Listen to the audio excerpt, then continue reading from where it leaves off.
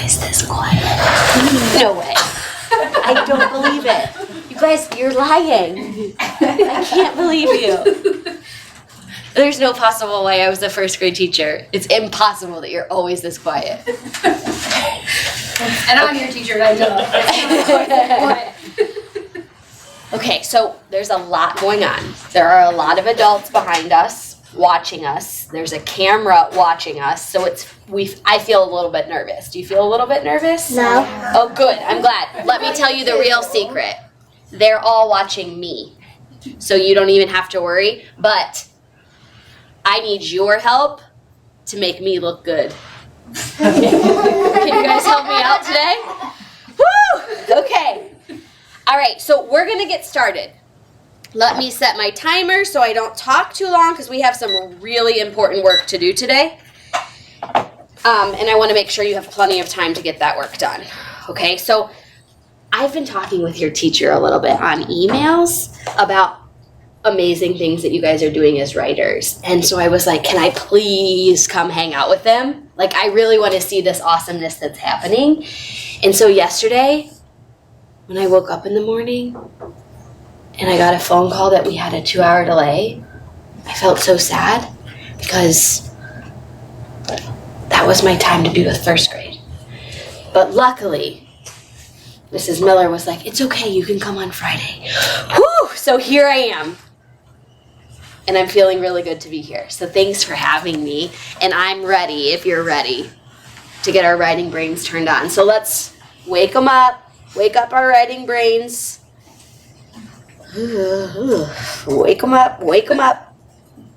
So, I know you've been doing lots and lots of writing, right? Like, have we written some small moment stories? Yeah. Have you wrote some narratives? Did you write a story with you in it? Yeah. Okay, knew it. Those are narratives. Have you written any types of books to teach other people? Anything? Yeah. Maybe? Yeah. Probably. I don't know. Yeah. Oh, you don't even remember. We're feeling so tired and sleepy on this Friday morning. Yesterday we had a 2-hour delay. We don't even know. That's okay.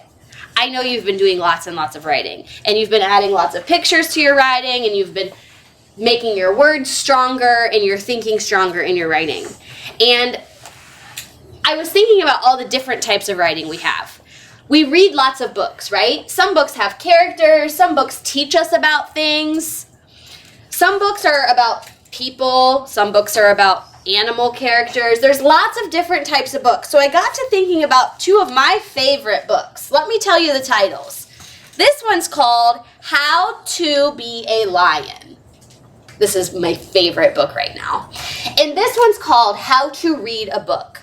Do you notice something about the titles of these 2 books? How to Be a Lion, How to Read a Book. What are you noticing about the titles of these 2 books? There's something going on here that's the same. Can you turn and tell your partner what you're noticing? Or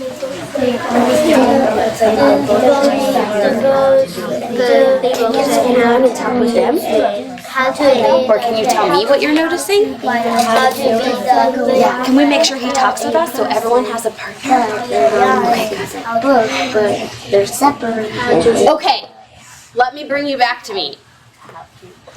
What did you notice? Say it out loud. Tell me. How to be. How to be. Okay, so you guys are experts because you're in first grade, and first graders know so much. There are things that you know how to do. There are things that you know lots and lots about. But today I want to teach you that because you're experts, you can write how-to books to teach people how to do something. Okay, now let me show you how we can do this work, because this is hard work. We're going to have to make our brain work, and it's some hard work. So let me show you quickly, and then I'm going to show you an example, and then we're going to get working. Okay? Are you sure? You're so quiet, I'm just worried. Okay, so how-to writing. When we want to make a how-to book, we have to tell what to do in steps. So take a look here. We tell what to do in steps. We might think first, next, last. Have you heard those words before? Yeah. Have you used that in your writing? Yeah. Okay, good. So we have to tell what to do in steps, step by step. We want to add detailed pictures because we're teaching somebody how to do something, right? Sometimes we need to see that in the picture. So if you take a look here, I'm going to tell you what my picture looks like here. This is me and it says I am hungry. And then I have 2 pieces of bread. I have a knife. I have a jar of grapes, it looks like. And I have another jar that says Jif. Any ideas what I might be doing? Oh, before. Wait, think, what maybe am I doing? And on 3, tell me. 1, 2, 3. Making a sandwich. Oh, yeah. You guys, see, I told you. You are so smart. I'm going to make a sandwich. And specifically, I'm going to make a peanut butter and jelly sandwich. That's what I was thinking when I drew that picture. I was getting all my stuff ready. Okay, and the third thing we do is we number our steps to help our reader. Okay, so we have to tell what to do in steps. We need lots of detailed pictures, and we can number our steps. Now, last night, Miss Crystal was working on a how-to story. Let's take a look here. Here's my first page. Here's my second page. Okay, let me tell you. I'm going to walk you through here. 1, you have to turn on the light. 2, get the fish food. Any ideas what maybe? Do you want this, Elmo? Oh, no, it's okay. Are you sure? Yeah, okay. Any ideas what maybe I'm going to do? Or what maybe I'm trying to teach you how to do? Turn and tell your partner.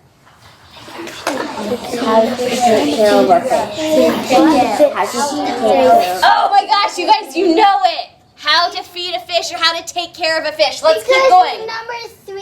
3. You already read 3? Oh, you tricked me. Okay, so yeah, let's keep going. 3, put the food in your hand. 4, sprinkle. Ooh, that's a tricky word. Sprinkle the food in the tank. Don't touch the water. 5, the fish eats.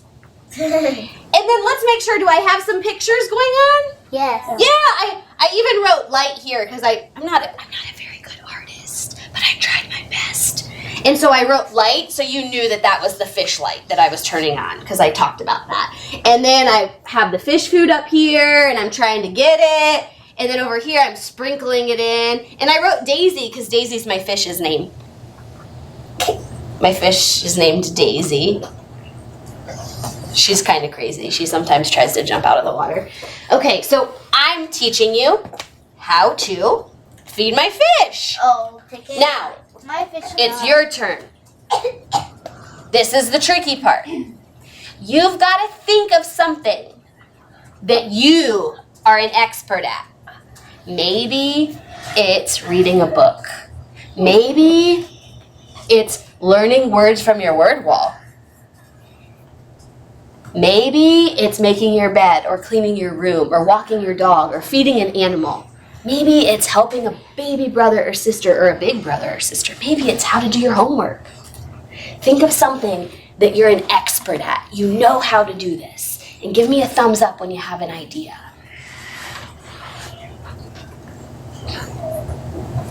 Something that you're really good at, that you know how to do, that you can teach somebody else. Oh, I know. Okay, now we need to write it in the air. So get our writing finger out and ready. We're going to write our title in the air.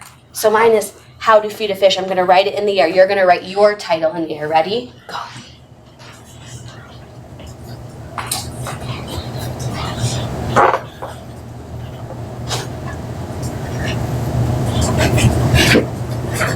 Okay, now. Some of us are still writing. Keep it going. You got it. What is the first step? What is the first thing that somebody has to do this? My first step was we have to turn on the light. What's the first step for your how-to book? What's the first thing someone has to do what you're trying to teach them? Turn and tell your partner the first step. Put them in a hot room. But if you put them in a cold room, then you have to climb the bar. Just the first step. Other partners share. What's your first step? take a number, then take across, and put another number. First thing you have to do.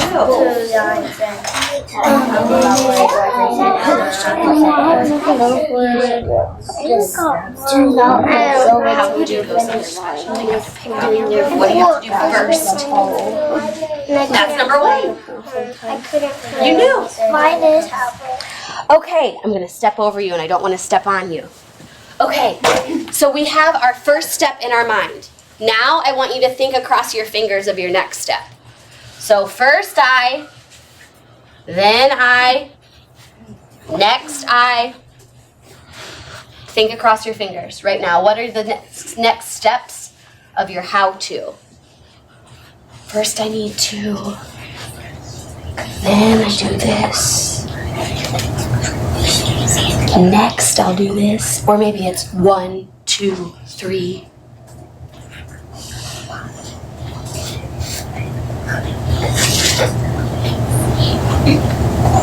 Okay, we have ideas in our brain.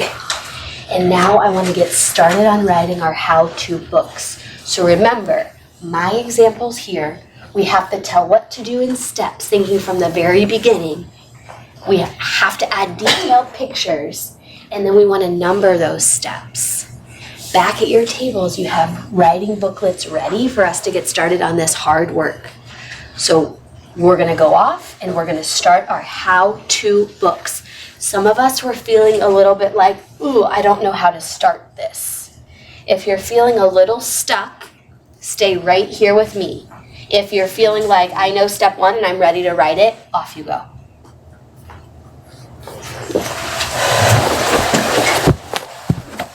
If you're feeling a little stuck, stay right here with me.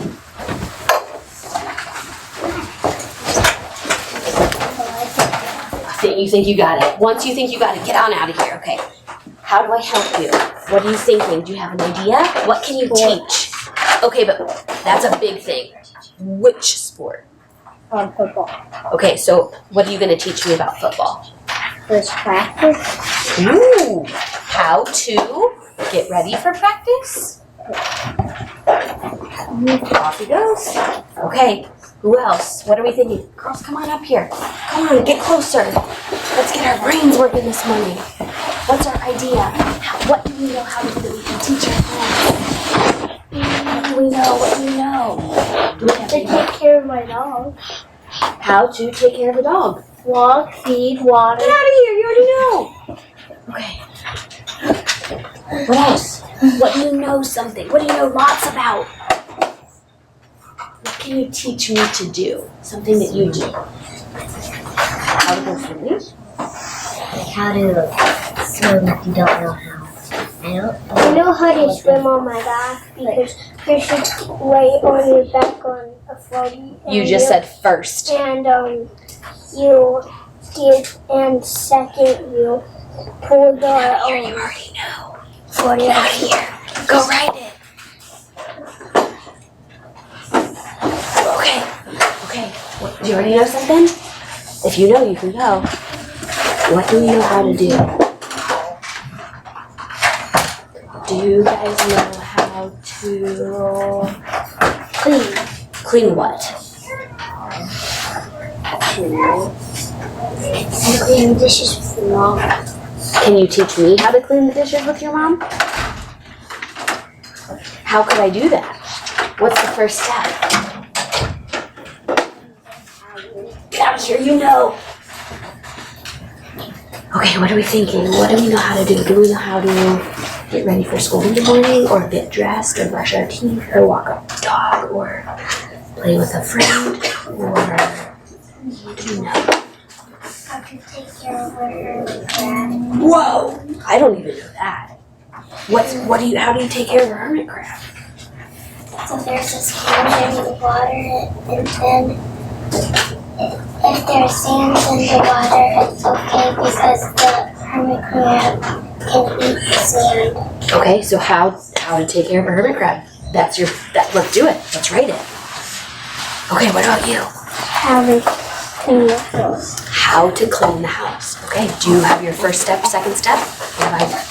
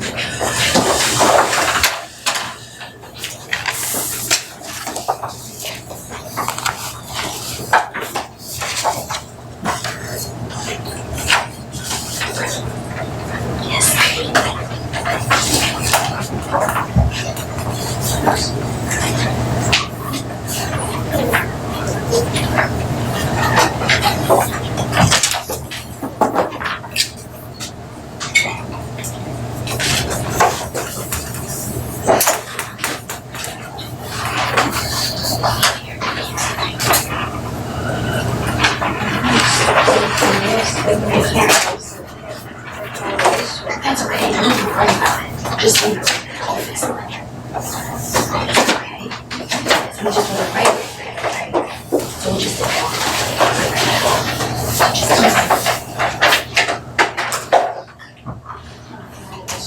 You could, or you could just make an X over it and just keep going. It's like, I didn't need to do that. Whoopsie. Yeah. Is that okay? It's okay with me.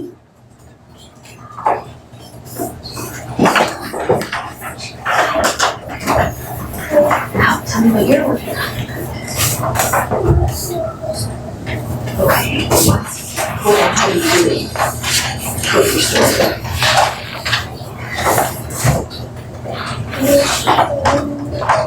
Okay, drawing the picture.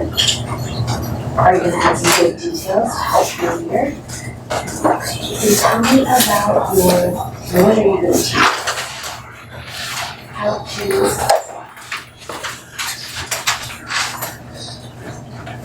you haven't taken this yet? No, not yet. Okay, let's go. What are you really good at? What other sort of stuff? What can you teach me?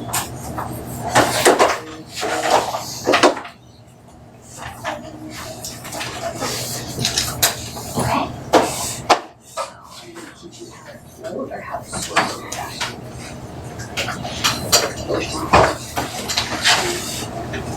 So you're going to teach me how to swim on your back. That's going to take a lot of right? A lot of really detailed pictures to show me. Words now. Okay. I'm going to stop that. 3 minutes is the hour. Okay. Are you going to work first on a picture or first on some words? Okay, you got 3 minutes. See how it's not going.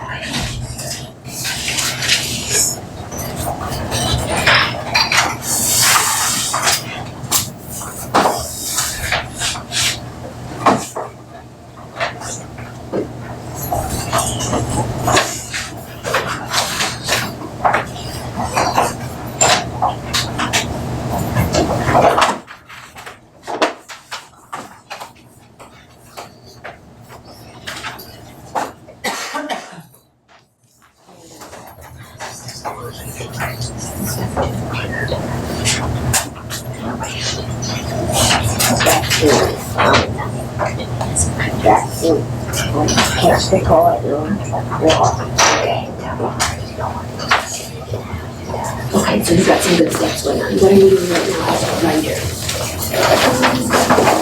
What is that? Okay, so you're working on your drawing. You're going to make some really detailed pictures to match your steps.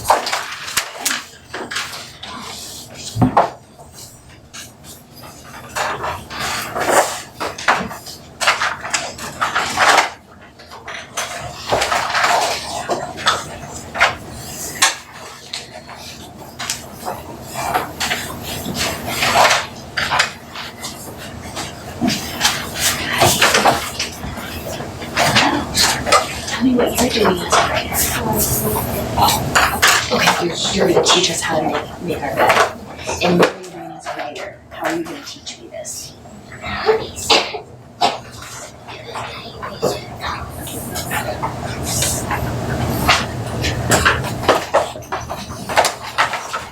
Okay, so you're putting steps on your paper.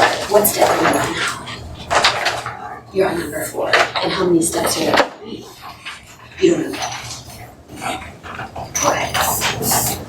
And after you get all your steps written, what are you going to do is write. Oh.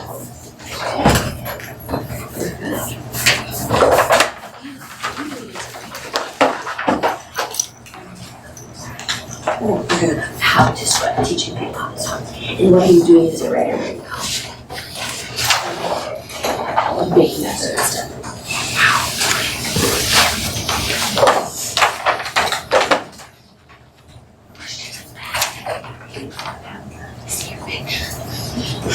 Oh, wow. Okay, so now what step do you have? What do you have to do first? Where do we see that?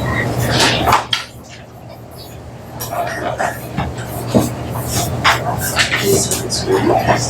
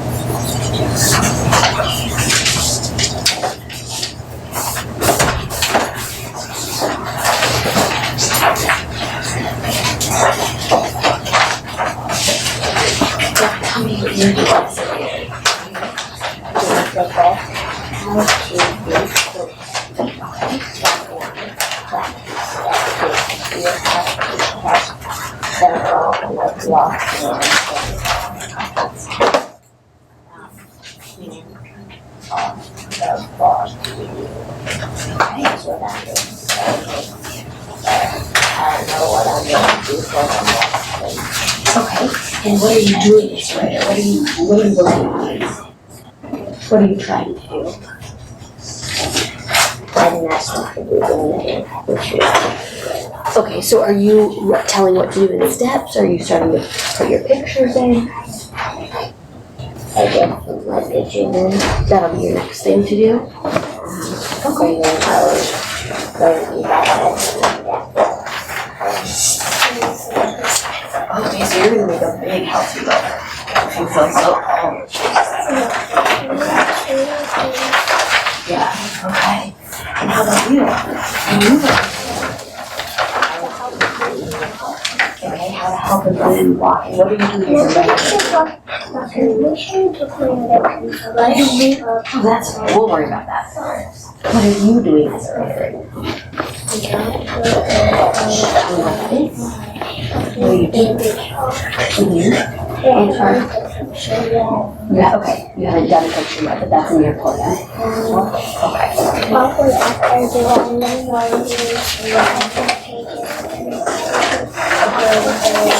Okay. Okay.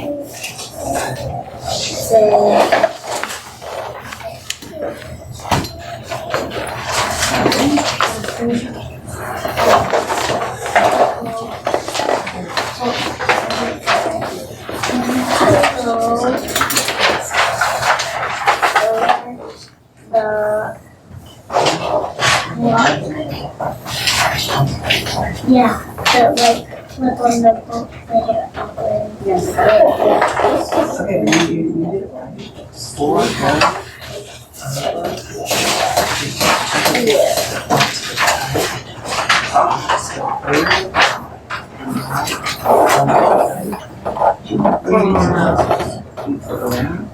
Yeah, you just flip and then number 5 is gonna be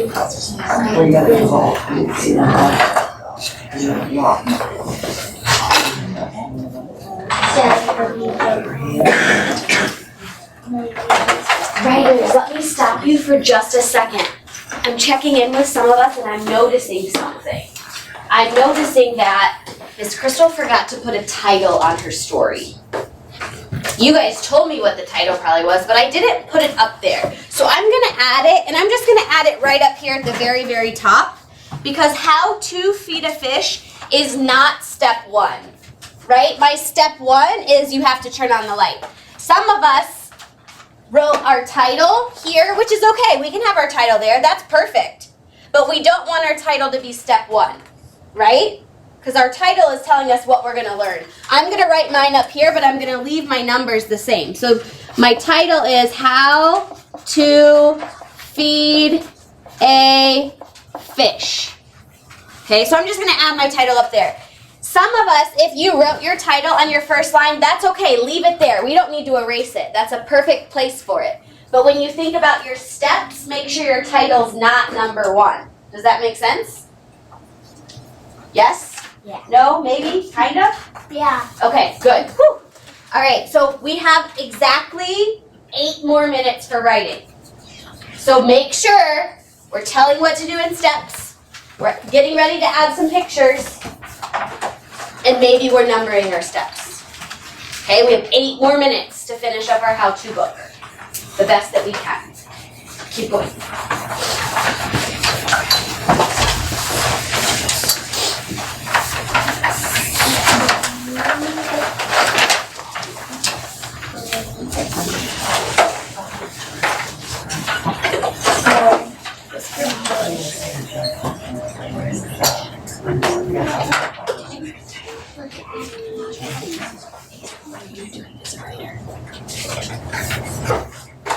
How to feed a fish. Okay. How many fish do you have fish at home? Yeah. A lot of fish or one fish? Oh, just one fish, that's it. So what are you doing as a writer? How are you teaching us this?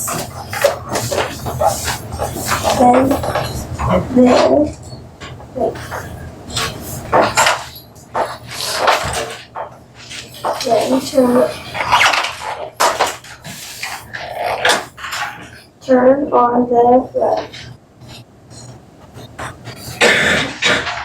Open the latches.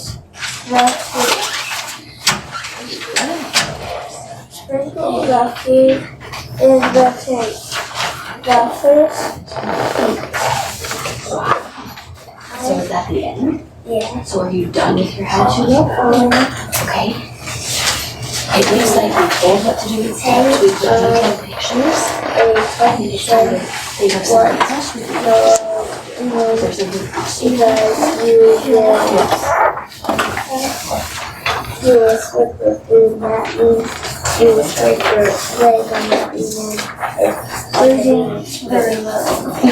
How to lose the remote or how to find the remote? How to lose the remote. Okay, here's another piece of paper. Do you want to get going with your next story? Yeah.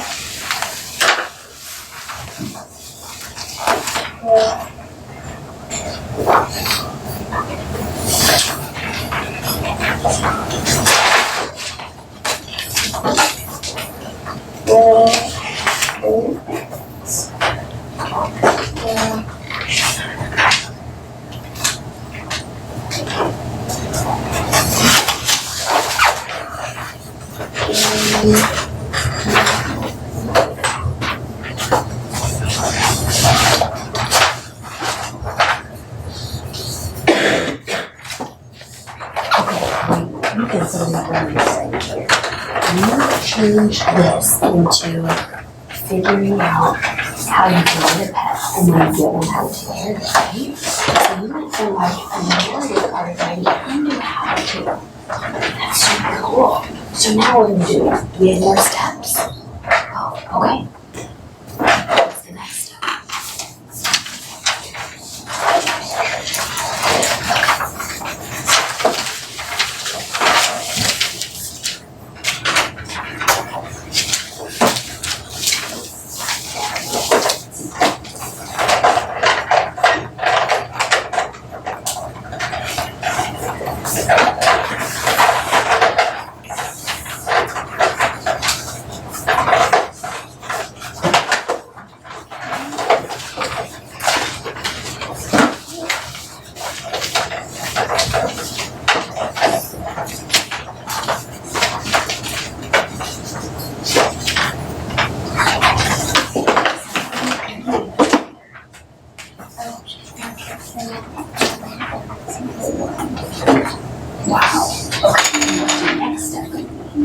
Mine is on the C. Pay attention what you're doing because you might start getting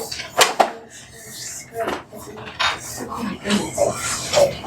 Okay, so you're still writing more steps to teach us how to do this.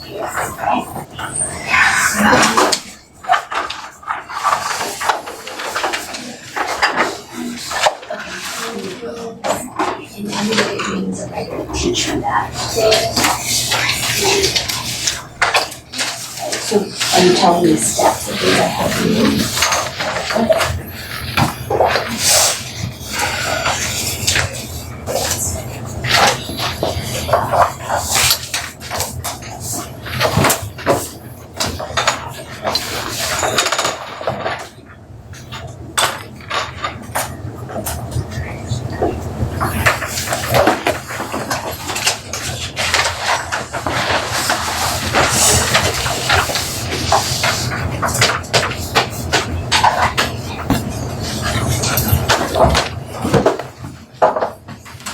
Tell me what you're doing as a writer.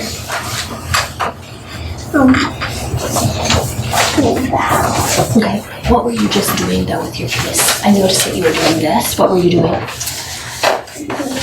Oh, you were reading your work. What were you looking for? Very good. That's awesome.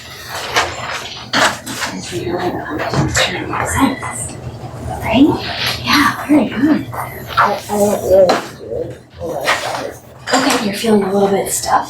Did you write all of your steps already? Yeah. Or is there more that I have to do? Or do to be able? Like how to do football. Did you tell us all the steps already, or is there more that we need to do? I think that's all there. Okay. How to do football. That's one. You have to catch the ball and lock and they hand it off to you. And then you got and then it's down back to you. Handing it off to you. This is catching it and taking the ball. The blue and black. What's that other color?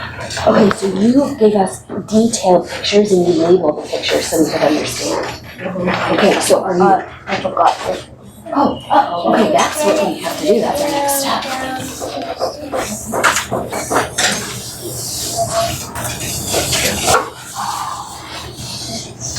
What are you doing as a writer? Like right there. What are you teaching us? How to take care of the class. What's the next thing you're gonna do as a writer? Are you still writing your steps? Numbering them?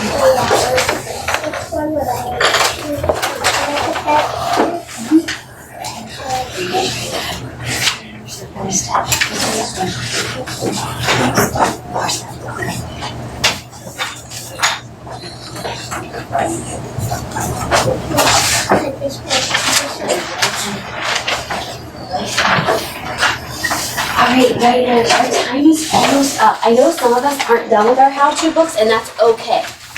Some of us have started a second how-to book, and that's also okay.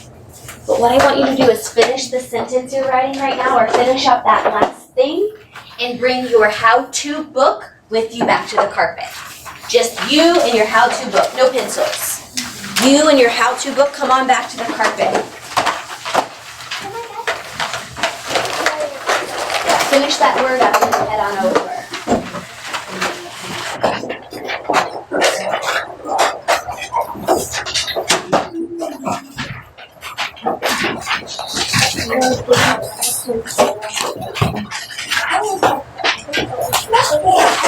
I read this and same thing.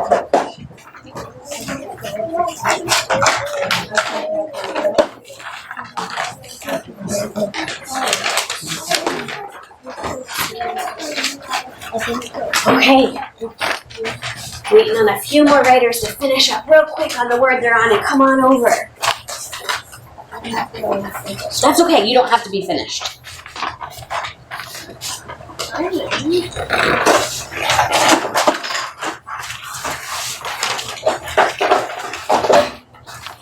I notice some of you are reading over what you wrote today. You're taking a look at your books.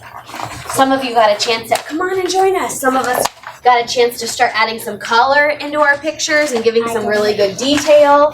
I thought I was just Some of us even started a second book today of something they could teach us how to do.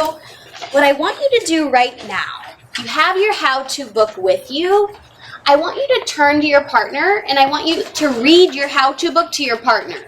Okay. So one partner, start now. Read your how-to book to your partner. Number 1. Number 2. Push up to the bottom. Do not let go of the bottom. Make sure there are no. I'm not done. When you finish your story, other partner, read your story. Do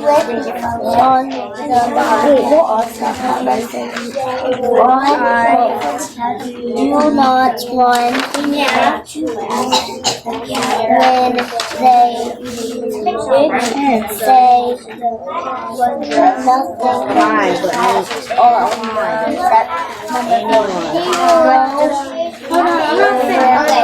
Step how to a pencil ball. That's my class. Step on the ball. Step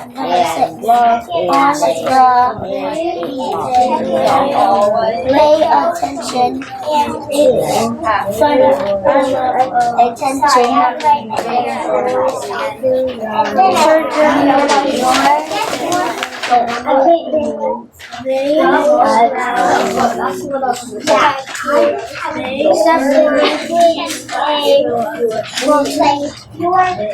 the picture.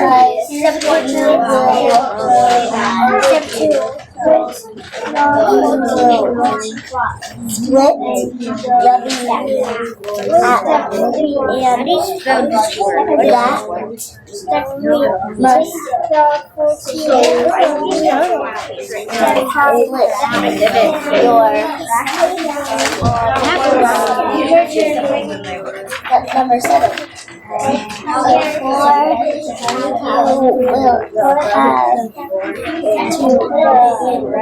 can't hear you. Those of you who already read to your partner, make sure you read them your pictures too. Go ahead and show them the pictures that you added. Did you read yours? Did you read it to your friends? Come on, read it to them. I didn't put pictures yet. A little while. You don't want them to know your story. Maybe they need to learn how to do it. Did you read yours? Yeah. Did you read yours? I don't have no pictures. I have no pictures. Oh. Because I forgot to do a picture. So that's why I did. Oh, okay. All right, writers. I'm going to have you turn back around to me. Close your how-to book. When I was talking with some of you, I was learning lots of things. I learned how to play football. I learned how to take care of a hermit crab. I learned how to make my bed. I learned how to clean the dishes. I was learning lots of things as I was working with some of you and looking over your shoulder and reading your writing. And I want you to give me a thumbs up if you told what to do in steps. Thumbs up if you told what to do in steps. Keep your thumb up if you use the word first, next, or last. We didn't have to, it was just an idea, so some of us did. Give me a thumbs up if you already have added some detailed pictures. Give me a thumbs up if you decided to number your steps. Ooh. Okay, last one. Give me a thumbs up if you added a title or your title's on your first page. Yes. Wow. Okay, writers. You did awesome. We wrote how-to books today. You wrote a book to teach somebody how to do something because you're an expert and you know how to do it. That was hard work. We have lots of really, really awesome things going on in our writing. So kiss your brain. Thanks, brain. Say it. Tell it thank you. Thank you, brain. I think. Thank you, brain. I think. Woo! Our writing muscles are getting really strong, first graders. That was awesome. You did really, really good how-to stories. So thank you for letting me hang out with you today and do some how-to writing with you. Now we need to. Okay. Do they take their writing with them? I'll collect their writing. Yep. Perfect. Okay, so you're gonna go line up, take your writing with you, and you're gonna hand your writing to your teacher on your way out the door.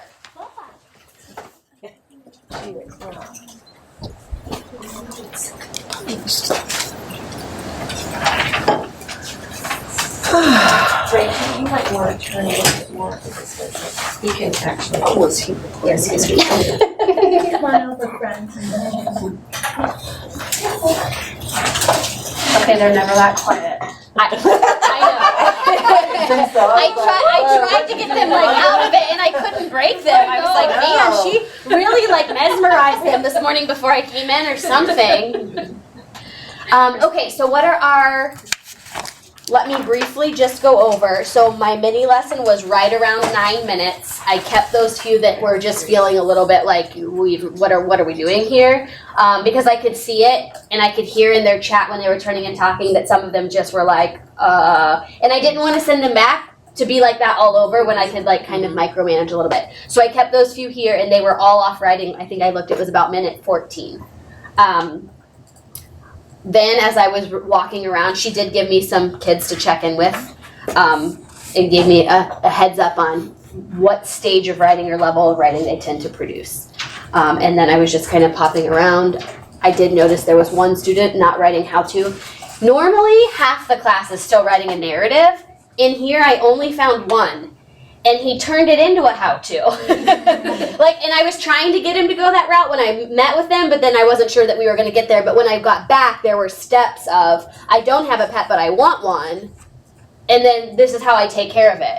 Almost thinking like, because I know how to take care of it, so you should get it for me. Like I almost felt like it was a persuasive piece to take home to give his mom. But that was huge. I mean, and it's not what I intended, but he's exactly right in that he's doing this. He just started with a quick small moment going on there. And then bringing them back together and letting them share out to a friend. And then a lot of times what we could do is take some that we feel, there were a couple of students that did steps by line. That's a really cool idea. We could definitely put that under the Elmo and share that quick in 10, 15 seconds. Check out what this person did. Check out how she put her title here and then started number 1 underneath because, the title doesn't have to be. And just kind of showcasing some of those things that we're noticing. Even maybe taking somebody that had number 1 as the title, showing that with an X, and then starting number 1 in the next one, and just showcasing that that's okay. Because a lot of them started with how to, and then because they're supposed to number, they just put number 1, which, yeah, that makes sense, So kind of going through and getting that. But yeah, so that's and we were exactly 47 minutes at the end of that from start to finish, so. They have a lot of writing stamina. They can write. I didn't think we'd be able to get here. I was expecting to be closer to 30, 35 in first grade, but they definitely have the stamina and they're producing volume. You had one student who finished a second how-to, and you had 2 others that either had started a second or were ready to start a second. So that's huge. Okay, so what did you notice? Questions, thoughts, concerns? Is it okay to go, because I know you were going around to a lot, and I tend to do that instead of conferencing, just to make sure they're doing something. Is that okay to do? Yeah, so I I call those quick check-in conferences. And a lot of times in first grade, your conferences can only be a minute anyway. We're not going to get in depth and talk, for 5 or 6 minutes about how to feed my hermit crab. What I was trying to get from them, and this was really hard for them. Tell me what you're doing as a writer. How to feed a fish. Step 1. They're just reading it to me, and that's great. But what I want them to do is say, "Oh, I'm writing steps," or "I'm adding pictures." And a few of them did. A few of them I could lead them into that, and they would get there. But those check-ins, especially in the beginning of units, are so important. Because today, this is a brand new type of writing with a brand new task that I'm sending them off to do a whole book right now.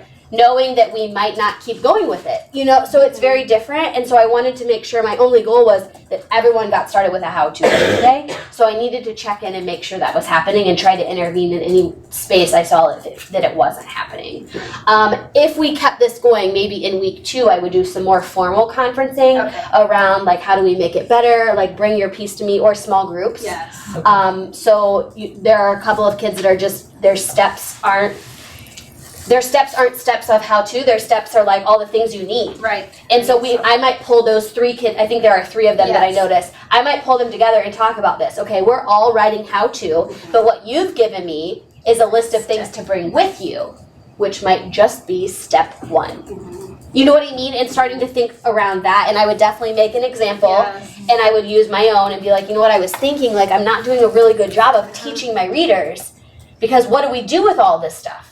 We don't just get it out and lay it around.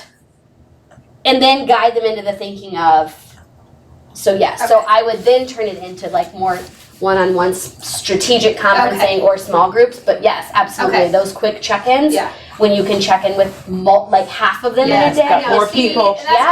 And I always keep a clipboard and notes, because especially when you're doing conferencing like that, you have no clue.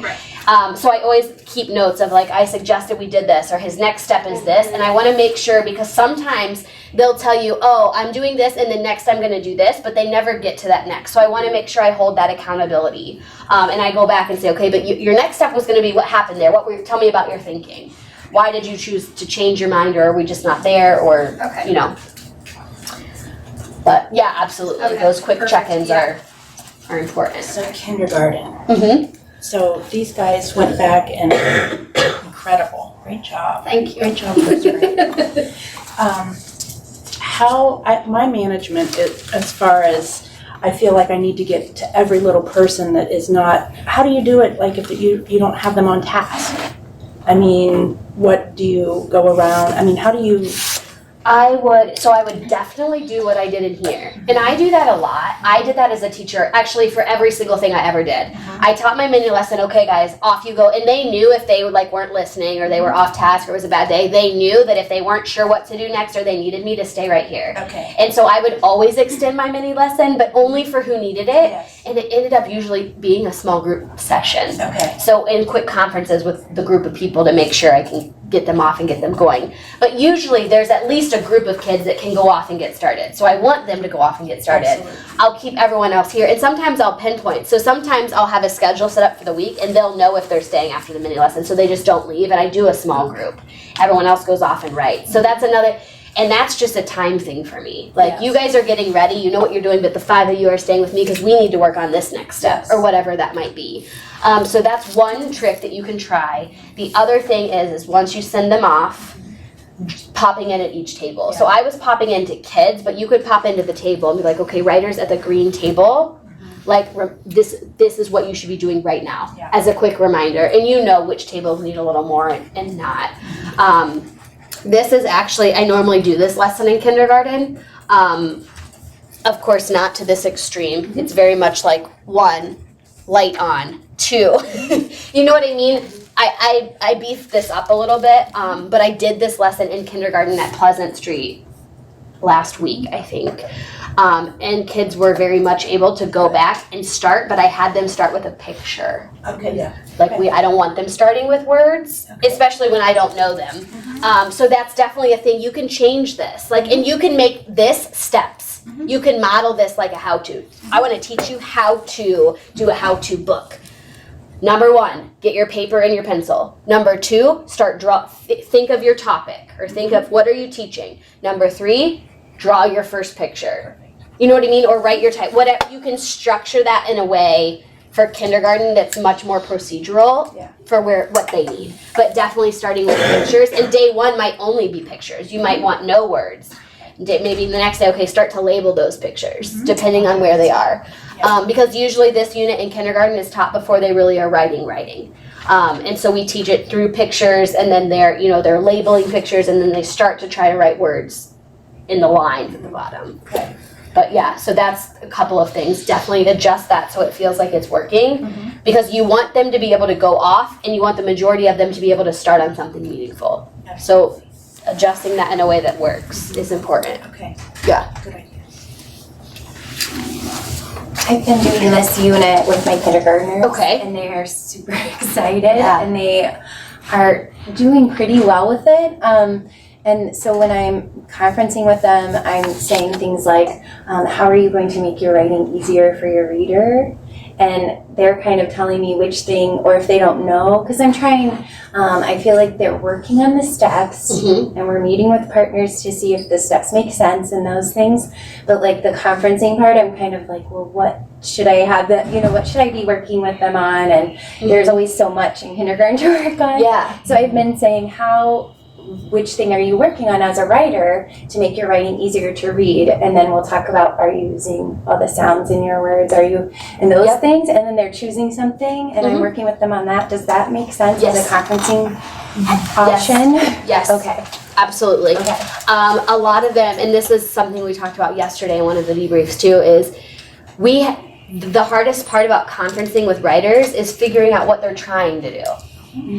Like, I know what I want them to do, but that might not be what they're trying to do, and I can't coach them if I don't know what they're trying to do.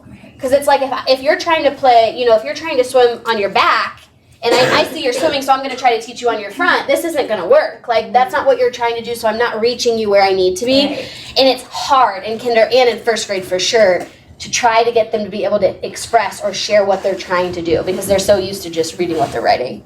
And so trying to figure out what is it that they're trying to do so you can support that is so hard for them. So yes, having that chart up, tell me what you're doing. And I even had it on my clipboard and said, okay, here are all the things we know. Tell me what you're trying to do today as a writer. And let them even pinpoint. And then, how are you doing that? Show me how you're doing that. Or tell me how you're going to try to do that. And then you can kind of guide that. But yeah, absolutely. I was thinking that maybe, with one little girl, I asked them to read the steps to me, and then, for instance, she said, look at it, and so she said to go to the library first and look at it, and so I'm like, well, what should I look at? And so I don't want to lead them, but I said, so I'm going to look at the library. No, a book. And so I don't want to lead them. Is that okay to give that little bit of? Yeah. Okay. And a lot of if you do this, the kindergarten unit walks through all of that stuff. Like, it walks through, okay, read it out loud, read it to a friend. Can your friend understand? Take it home, read it to your mom. Does she understand? And then it walks you through all that stuff to try to get them thinking like that. Like, if you were to pick this up and read it right now, would you know, like, what's missing? Right. And that also, sometimes then that comes in the pictures. Yes. So you might have writers that say, look at it. Well, look, I'm looking at the books in the picture, and I'm okay with that. Okay, right. Because it's there. You know what I mean? So I can learn from the text, I can learn from the pictures.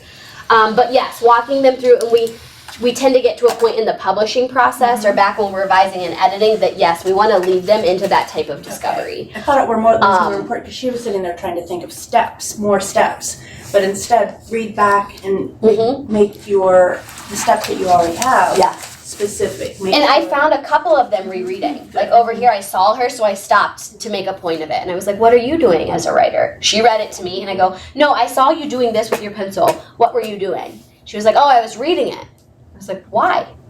She's like, wanted to see what it said. That's a first grade answer. I know, well, right. But you know what I mean? So it's so hard to like dig in and get what you're trying to get. And so then I finally was like, well, why did you want to know that though? Yeah. And she was like, I just read it. And I was like, I think, one thing really good writers do is they read their work to make sure it sounds good. And she's like, yeah, that's what I'm doing. But as we guide that, like once we do that a few times, they know what. They then realize, because so often they feel like when we're asking them that they're supposed to give this right answer, right? And I just really am trying to figure out what they're doing. Like there isn't a right answer, you know? Right. And once they start realizing that, then they'll start giving you those, well, I'm doing this. It's just like when you're like, what are you doing? And they're like, nothing. You know, kids are like, nothing. I'm not doing anything wrong. And it's like, not because you're in trouble, but because I just was curious what you're doing. Right. You know, but that's a mindset that we have to change. Yeah, but sometimes I need to go back and reread it because they kind of freeze. That's what Isa did. Because I go, Isa, what did you have here? You go ahead and go back and reread it. So then she went back and was reading it, and she, now I know what I'm going to say. Yeah. She had forgotten what she was going to say. Definitely. So that's it definitely helps. a skill we teach them in all the units, actually, that writers should always reread their writing. The balance beam. She was writing about gymnastics. I'm so impressed with all that she was writing. I know. I want to do Yeah. And so and she's one that's like writing paragraphs. Yeah. So you really have got to get in there and help her with numbers because she's just like, it's a storybook. Which is amazing. Awesome. She had little numbers, but you had to really look for them. So what I would maybe teach is have her get like, a highlighter or a different colored pen or pencil and have her put those numbers in so it's easier for her reader to see like the steps that they're That's doing. a good idea. But And for the first draft, I noticed that some of the how-tos have the little number up in the picture thing. So do you start with this type of, with a paper that because there's so many options for writing paper. Do you start with a writing paper that they're familiar with? And then in the, I haven't gotten into the how-to, so maybe it says that. And once they do their final draft, is that when they transfer all that information to that type of writing paper? you can do it a few ways. So and you really have to think about your kids. Okay. So like in kinder, I could do it very differently.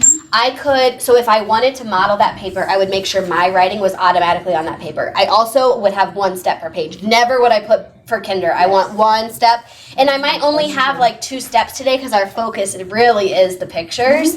But if I want them to, if I feel like they need that model of 1, 2, 3, I'm going to start with that paper and I'm going to give it to them. Okay. And I'll let them know this paper's a little bit different than what we've been using, but let's try this out. And you might have some that they don't want anything to do with that paper and they want to go to an old, and that's okay too. Yes. But sometimes they need that structure and you're going to want to kind of micromanage the structure. Absolutely. Yeah. Okay. But yeah, definitely feel free to make those decisions based on what you feel like is going to be good for kids. Yes. It has the box for the numbers, so it's really nice. One thing on the That would page, be 2, Yes. it has On the the box next for the page, 2, and it helps. And even same in first grade, like if this is a unit that you decide to build and create, like you can do the same thing. Like definitely give them paper that you feel like is going to set them up for success. And some kids need more guidance than others. Like there were a lot in here that I could have given them computer paper with no lines or a box and they would have handled it. Yeah. And then there are others that really need that structure. So a lot of times teachers will have like all the papers out and they choose, and then sometimes we are like, Johnny, I really think you should try out this paper today. Yeah, right. You know, or I'll pull a group and be like, guys, I need your help. I need your help today because I've been talking with the kindergarten teacher and, students are really struggling to write. So I really want you to try out this paper and give me your feedback on it. Really like guide it in a way that you're like, I need your help with this. Like not for any other reason other than I need your help and know about this paper if it's good or not.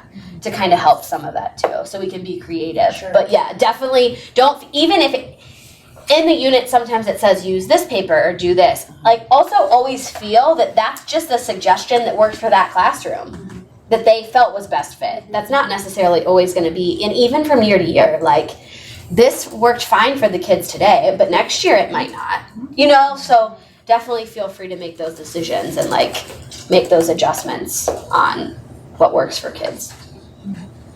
I have a question. It says in the how-to book in kindergarten to have them sketch their picture because my children wanted, if you let them do the picture, we'll spend the entire time coloring these immaculate pictures. So it's all right to just have them take a pencil and sketch to remember their idea and then go on and back to the in picture. writing, I never let kids have crayons or anything to make pictures good Okay. until publishing.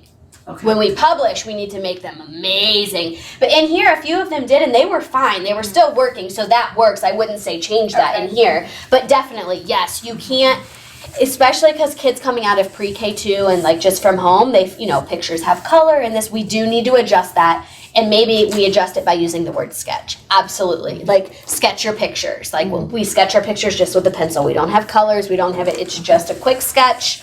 And we add our colors and we make it fancy for our publishing, but we're not there yet. But yes, absolutely. Use the word sketch if that helps them like differentiate sketch and picture. So Yes. they would not color any of their pictures, their how-to books as we're doing it until we're ready to publish? And I let 'em pick typically them out? don't let that because I feel like we lose a lot of writing time Okay. to That's a coloring. good idea.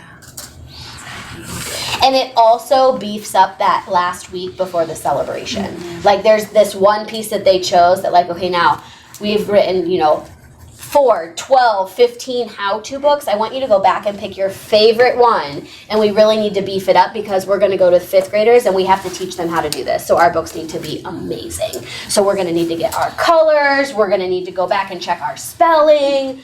All of these things that you do in that last bend to create this final piece. And then I would pull out all the stops. Stickers, colors, marker, whatever you can do to make it really big. Because otherwise, and what I tend to find is the kids that are reluctant to the writing part are going to be your ones that are coloring, and those are the ones you really need to have writing. Right. And it's hard to like differentiate them. We noticed Christian was, that's what he was. He was- Yeah, so I wanted to go back to him, but I shut him down. So I was like, I'm going to let him go. Yeah, that's fine. But I feel like I just, as a straight, like, he just was not having it.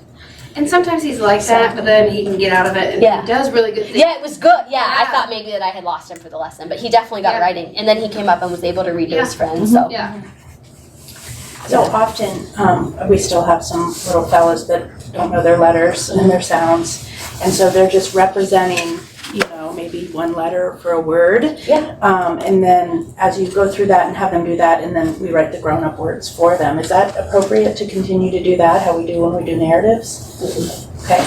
yeah, so that process of writing, of course, starts with like sticks and lines and whatever, and then it moves into pictures that we can kind of see what they are, and then we want to move them into that labeling. So like, we want to start getting them to label what their pictures are, and that labeling comes from kinder because they can't write the words, but they know that sun starts with a sound, and they can try to put that S there. So a lot of times you're going to have these nice pictures with like one letter for each image or each thing in the picture that describes the picture. Right. And a lot of times the letters are wrong, right? Our C's and our K's are switched up or whatever. The next step then is, okay, now we want to try to write all the sounds. So now we're going to have, for sun, we're going to have an S and an N. Yes. Right, that next, so just that step of beginning sounds, and then we have the ending sounds, and then once we can start to fit in other sounds that we hear in words, we're ready to try to write the sentence at the bottom. So But in little kinder, I would ones, even have kids that don't even have lines still, Right. and that's okay. Right, and so, like, if they might give a little bit more attention to their picture, and instead of just a quick sketch, that might be, the majority of telling their message through their picture. And then, in the next how-to book, just kind of, as they learn more and more about letters and sounds, hopefully we can make that shift to more letters and less picture. Yes, and if you're doing the phonics talks hugely about that. So that's gonna transfer so fast into writing. Like the small groups too, even if you're not really doing the phonics, if you pull that small group book out, the small groups that are in there to get kids writing on their pictures are phenomenal. Like there's one, I want to say it's session like 17, group 17 or something. It's like they become word wizards and you make them a popsicle stick with a star on it. And they're word wizards, so they touch the picture, they read the word, they write all the sounds they hear on a label. So they put the label on the picture and they write on the label.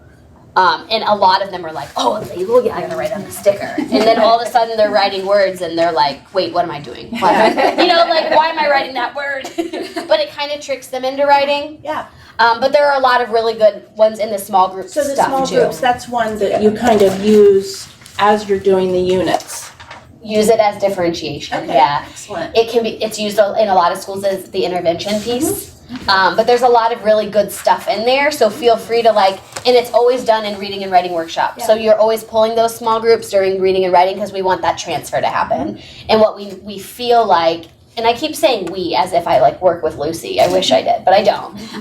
But the belief kind of is that transfer has to happen in the reading and writing directly. So a lot of those kiddos that are struggling with transfer. So when we move that phonics component, that small group of phonics into the workshops, we can see that transfer. So yeah, so those are, I've seen a lot of success with that too in those types of things, like really trying to get kids to add more letters and sounds and Yes. words. I love the phonics. It's amazing. And I feel really scattered this year. Next year I'll have it together because I'm trying to do the reading and the writing and the phonics.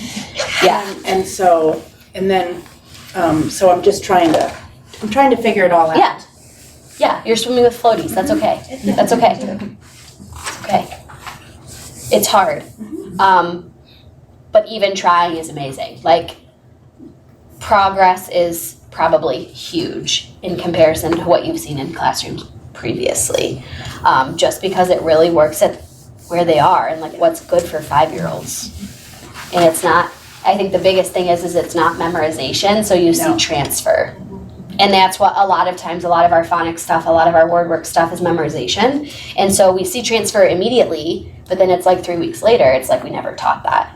It's a never ending story in school. It's like, what did the first grade teachers do last year? You didn't teach them anything. And then the third grade teachers are like, what did the second grade teachers do last year? They didn't teach them anything. We don't have anyone to blame. Yeah, that's true. That's true. You're the lucky ones. But you know what I mean? That's an ongoing thing every single year. Unless you teach kinder, you're like, man, what did they do last year in kinder? Like, how come they don't know this? And then you go talk to the teachers, and the teachers are like, yeah, they all knew that last year. And you're like, man, I'm on a crazy island. Like, you know, but it's an ongoing thing, and I believe a lot of that is because we did a lot of memorizing stuff to pass a test on Friday. And even parent support, it's like, what do they need to know this week? We're going to really work on that.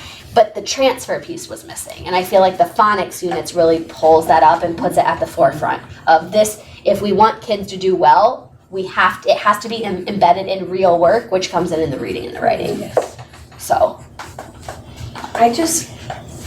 So I do special ed, and I just am trying to figure out how to incorporate this with a nonverbal kid who has low fine motor skills and who, like, the only thing I can think of is I give them ideas and they demonstrate it to me, and then together we draw pictures. You know what I mean? Like, how do you incorporate it with those kids who have no verbal skills and they're you know what I mean? Yeah, I mean, those are good questions. I feel like, especially because this whole system is so new, there's not a lot out on all of this yet. So we have to get really creative because obviously this curriculum was created mainstream. Yeah. What I do know that I've seen people do that works well is a lot of picture stuff. So lots of pictures printed out, and we're putting beginning, middle, and end, putting things in order, working with a partner, like this is my writing partner and they're doing all the writing, and then I put the pages in order, or so it's okay that they're not the ones drawing the pictures. Yeah. They're not the ones writing the words. If they're not ready for that work, absolutely. Yeah. But if the thinking is there, we can help them. A lot of times when kiddos get stuck with writing, but their pictures are good and they have they can tell me everything, I'll say, you know what, can I help you? Can I write that for you today? Yeah. Can I write on your paper, or should I write on a Post-it? Usually once they get into workshop, they'll be like, no, write it on a Post-it. Because they don't want me writing on their writing, and that's fine. But I will happily scribe for even my highest kids. Like, let me grab a Post-it. You're saying so much, and I feel like you're struggling getting it on paper. Let me write it for you. And I'll write it out. Because I don't want that. I don't want all the thinking that's going on to be hindered because they don't know how to start getting it on the paper. So yeah, any support we can give them, because they're still doing the thinking at the level that they can. And phonics should be really good for them because there's so many hands-on picture stuff going on. So matching things. But again, for a lot of those kiddos, it has to be memorization. Like that's the way they're gonna move forward. But yeah, getting creative and trying to supporting them in a way that, and I guess at the end of the day, our goal is to support them enough that they can function and do some of the work in reading and writing. And I've seen it because we do share a couple of the kiddos, and I have seen it where it's starting to transfer, where I have especially one that does not want the writing done for him anymore. He's going to put those letters down by himself, and a lot of what he's bringing in is the phonics. Yeah. And it is starting to transfer, which is super exciting. Yeah, and I mean, for some of them, it's a super slow process. But in time, we'll start to see some of this, and we, if they can't write stories, we can definitely give them tons of pictures, or they can draw their pictures and put them in order like a book, and things like that, and getting creative, but letting them have as much autonomy as we can and be successful, but giving them the support they need to get there, Yeah. Yeah. It is. And there's not a lot out there because those are so every one of those types of all of our students are so different. But in terms of academic learning, students that are nonverbal, students that have these bigger difficulties, every one of them is so different that we really have to figure out what works for them. It's like this huge mystery, and there's no real answer, I feel like. Another thing that would be huge and helpful is the Facebook groups. There's teachers all the time that are saying, what do I do for my nonverbal grade 1? What do I do for, you know what I mean? So there are lots of teachers starting to share, because we do have lots of students around the world in these situations, and lots of teachers working in the situation. So getting on those Facebook groups and even posting, I'm an intervention specialist, we're running with reading, writing, and phonics, or trying to, and I need support. Any ideas you have on what has worked, or ideas that you may have to try for a kindergarten student that's nonverbal, that's a full inclusion in the full classroom. And you'll get a lot of feedback. That group is amazing. I'm always amazed at how many people are taking time to respond. To the point where I feel like now I need to start responding. You know what I mean? You guys are giving us all so much. I want to share when I know something, but they're amazing. It will take over your newsfeed, though. Yeah. It really will. It really will. But you can also, you know how you can, be in the group but unfollow the feed? So then you could just go to the group when you wanted to look at stuff. But there's a search bar, too. So you could search, nonverbal students and see if anyone's already posted about that and see if anything comes up. Yeah. They also have a files page where they put tons of files and documents and things that teachers have created that are good. So that's another huge resource. I wish I had more answers or more ideas, but I don't. Yeah. I had a question. How much talking do you allow during the actual writing time? In kindergarten, they want to talk all the time. Oh, I really feel like talking is learning. I really feel like silence is weird. And I really feel like when I walk into a writing classroom, if there's no noise, if there's no talking, then we're not writers. We're not authors. You know what I mean? So I want that talking happening. And I know today was not normal. I know your kids talk, but there are so many adults, there's a camera, you've warned them, they know, I'm not a normal person that's here, and Miss Miller was in here, and Dr. Brown was in, so this was definitely not normal. But absolutely, as long as they're on task and I want them talking. And I love when they're hey, look what I did here. And sometimes then we have to be I love that you're sharing, but make sure we get back to that work, writing, drawing. Or whatever it is. But yes, I want them talking, and I teach kids that authors don't do this work alone. You have an editor, you have an illustrator, you have 10 people in your family that have read your story before you go to the publishing piece. So encouraging them to share with their friends and talk with their friends, and there are definitely times too, not in first grade probably, but in third and fourth grade when we're flash drafting, that I'll let them know that today's work is silent. So when you leave here, you have your idea, and today we have 25 minutes to write an entire essay the best we can. Go. And those I want to be silent because I really want kids focused, but 95% of the time, during writing workshop when kids are working, I really want them chatting. I'm totally fine if they're up and going to another table to find a friend to talk to, or find their writing partner, or if they take their paper and they go to a different table and write, or I very much I want them to be comfortable in working, and talking is very much part of the kind of chatting they should do. Yes. Yeah, It should be about have writing partners beside each other. You can, yeah, absolutely. Okay. I never have assigned seats for my kids. Okay. Their only assigned seat ever is at the carpet. And that was just, there have definitely been years I couldn't do that. But my perfect world, that's what I want. And normally that's what I had. So you had assigned partners every time you came to the carpet based on the subject we were doing. But then you go off and work. So some of them are at tables, some are laying on the floor, some are hiding under kinder, first, second, all of them. But it takes structure. You can't do that on day one. No. You know what I mean? In kinder, when they first come in, they have their space. We have to teach them, all the stuff. But eventually, my goal is I really want the classroom to be their space. I think now we could do that. Yeah, we because, but then you always have like 3 or 4 that, I mean, can't I do could that just even see yet. 2 or 3 of mine that they would need a little, maybe watch everybody do it and say, when you get to that point, because Yeah. they would do nothing. Yeah, absolutely. So, and I use that against them. Okay, all right, Like, yeah. if you can't get your writing done in a space you've chosen, I'm gonna have to give you a space where Yes, you can yes. be successful. And I send them back. Like, I'm not just Right. gonna let them do. You Right. know what I mean? Yeah, I know like, what you mean. absolutely. If you can't handle this privilege in our classroom, like, then you have to go back to this seat at this table. But a lot of times for reading and writing, like, I want them to find their space and go get to work. Wherever that is and whatever that means. And my experience with that has been very successful. Like, very rarely do I have to change it all back. Like, I think one school year ever, I had to change it to where we had to just be in our seats because we had too much going on. We couldn't handle it as a class, as a group. Otherwise, it's like 1 or 2, here and there, and maybe one day we have a few kids that are just having a really bad day, and I'll let them know, I know today's not good. I need you to do your best, but tomorrow my expectation is going to be that you're doing the work that needs to be done, or you're going to have, but yeah, I usually let them write and read kind of wherever, and do math, but it depends. Because then, like, in my 5th grade classroom, I couldn't do that. They couldn't be trusted. No kidding. Which seems weird. It seems weird. It seems like I should have to micromanage 1st graders more than 5th, but in my experience, that's not true. Because they have too much to talk about. Like, they can't stay on task. I had to give them assigned spaces. So they still had spaces that weren't necessarily seats, but they were assigned, and it was like, you had to be 5 feet from, you know what I mean? Like, I had to put in all these stipulations. But yeah, whatever works. Like, they obviously write super well at their tables. Like, I don't know that I would change that. Like, they're doing awesome. Like, I don't know.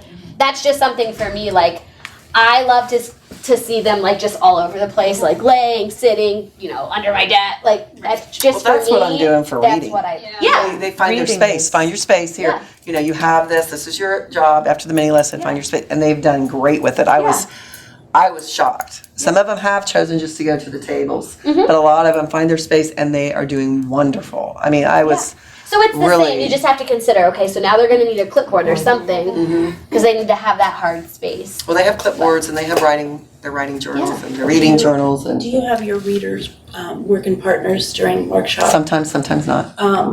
that are reading the same level? Or are No, you- not always the same level. Okay, yeah, Sometimes yes, sometimes not. I mix it up. good. They have different yes. And what do you? So in terms of partners, the idea is writing can be interest-based. Reading should be, and this is for lots of reasons that might not be relevant here. So reading typically is going to be level-based. So you want your partners to be reading right around, if not at the same level, for lots of reasons. One, especially in kindergarten first, they go through so many books at a time that if we're the same level, we can trade book bags midweek and we don't have to re-go book shopping. This is a management thing. Because you know what I is- mean? But I can't trade with my partner if they're not my level. But I usually do that levels, but sometimes I want the other students to hear them Yeah, reading. absolutely. So I mix it up that way, but most of the time it's with level So, and you students. can absolutely do these are your reading partners, but sometime at the mini lesson, I want you to turn behind you, not to your reading partner. Or I want you know what I mean? Or, okay, readers, today I want you to just pick a partner. Remember, friends, everyone needs a partner. We can have some threes if we have to, but everyone needs a partner. We don't leave any readers out. But today I want you to pick a reading partner that's not your reading partner, and I want you to share your reading today. So absolutely, letting them interact and engage with each other, yes, absolutely. But in terms of assigned partners Oh, I know, for but reading, I usually make sure But I that love the they're- shopping. Yeah. Because we shop on Fridays to get Yeah. ready for next week. Yeah. I didn't think about that. Just switch back. There you go. And especially Yeah, when makes they it start easy. reading Put the through names those on books there, so shouldn't they? No, they can quickly. take the books out. On and put them in the Wednesday, bag. it's like get with your partner, trade your bag. Or a lot of times I'll have them just trade one book, like depending what we're looking at. Be like, okay, pick one book in your bag that you want to share with your partner and trade with your partner. Or pick 3 books in your bag that you feel like you're done with, trade it with your partner. 3 for 3. So it gives them a few new books by the end of the week to kind of read. Then how Awesome. do you remember which books they've had and which books They know. They know. They know. I can't do that. I don't care. The same That's books okay. over and That's okay. Yeah, yeah. all year. Yeah. I mean, Same book on here. not if it's like too easy all year. Yeah, Like no. if it's a book they love because their favorite animal's in it, yes, absolutely. Let them pick it all year, every single time, unless someone else is really trying to get it. You know what I mean? Yes, absolutely. But they also have to have other books that they're reading. So in kinder and first, they should have 10 to 12 books in their book baggie at all times. Which again goes back to I this. have 8 or 9. We need, right, and we have to do the best we We have can. to do Like what we have. we We don't have all those so we have to be, we have to do the best we can, but in a perfect world, we want them to have 10 to 12 books every time they go shopping, and we want them to be able to pick different ones. I usually give them a shopping list that says, like, Johnny picks 6 books from the green basket, 2 books from the red basket, and 2 choice books. So in that case, they always have 2, so they potentially could pick the same 2 the whole school year. I hope that they don't, but I will never fight the choice books. The choice books are their books. They're their interest books. They can be way too hard, way too easy, whatever. Different genre, magazine, something from home. Completely up to them. They do a pretty good job. I don't know how I would do it I couldn't do it at the beginning of the year in first grade. I don't think so. Because they're not really reading. I mean, that's what my question was for you, now that I think about it. Remember we were talking about it and we tried doing it at the beginning? And I said, okay, I'm too overwhelmed with this right now because I thought they needed more structure. We felt like they were just laying there. They were laying there, they weren't really reading, they weren't, I needed. They probably were. Yeah. No, they weren't. They were. No, I mean, they probably were just laying there. Oh, that, yeah, they were. yes. Oh, I thought you meant They they probably probably weren't reading them. And they just didn't, I don't know. We talked as a first grade and it was like, okay, we need a little bit more structure to get them reading more. And So here's the question though. Okay. Were they doing kinder reading workshop Right. last year? No. no. That's why. You Right. needed kinder units. Yeah. You needed to pull up kinder units. I don't know if it'll be that different, because we don't have the books yet. They to were- have it right, all back. right. So, Right. Yeah. until we get the supplies. we Right. need. Yeah. So what we're doing was fine then, because we started out, and Yeah. now that I'm doing it, like Yeah, beginning they of the weren't year, ready. 'cause They I weren't said they ready. were ready. No, Okay, so I feel absolutely not. much better. Yeah. So that first And this unit. we like the fact that it's successful now because because we did it. Right, it's really successful. But I'm glad that you retried, because that would have just stopped a lot of teachers and be No, like, this is I not read good. over Christmas and I said, So- I'm going to do this. So remember that first unit for first grade is expecting readers all coming in at DEF. Yes, reading. we said that. And reading with 30 minutes of stamina. Yeah. Yes. So It was definitely set up for we that. threw You could them tell. in and they weren't ready, and that's nobody's fault. Right. Right. That's just Right. we chose the wrong unit Yeah. because we didn't know any better. Okay. This was So- perfect. Yeah. Right, because then we have them where they were expected to be in August according to this. Well, the unit we're doing is, we skipped the We skipped nonfiction. nonfiction because we didn't have enough. Yep, you don't have the books. Materials. Yep. Well, the unit we're doing, what is it, the phonics, the fluency, We're it's doing- perfect. I mean, it is perfect. They are right where they need to be and they love it. They absolutely love it. Because they're ready for it. Right. Right. Yeah. So next year, when you're thinking at the end of this year, like meet with Kinder and say, how are they reading? What's Okay. going on? What have we done workshop wise? And then We can. go to the Kinder units and be like, okay, can I please borrow unit 2, like reading, like Okay. reading Let's start with nonfiction or reading. building whatever it is. All right. The 4th unit from kindergarten that's becoming avid readers, I believe, that might be where you want to start. Okay. Because we want to start that unit usually when readers are around B, C, D. Like they're starting to read conventionally, but very basic. So that might be the unit that you want to start with. What was Not the unit grade- again? It's unit 4, becoming avid readers, I believe. So we could start our year with that unit. Yeah, And then or we even- could jump to making sure we're Yeah. after Christmas where we were this time. Yeah. Yeah, but yeah, absolutely. Go to their units and look through and see I like where do that I feel like I flexibility. want to start, and they can help you because they know the kids that are coming to you. Right. But definitely, yeah, pull kinder units and teach kinder units, That's one and thing then I'd make like sure to you do. give your second grade teachers a heads up. Like we didn't get to unit 3 and 4 in first Yes. grade, they might want to do that, Yeah. and that's fine. I mean, when we have all those front-loaded days, Yeah.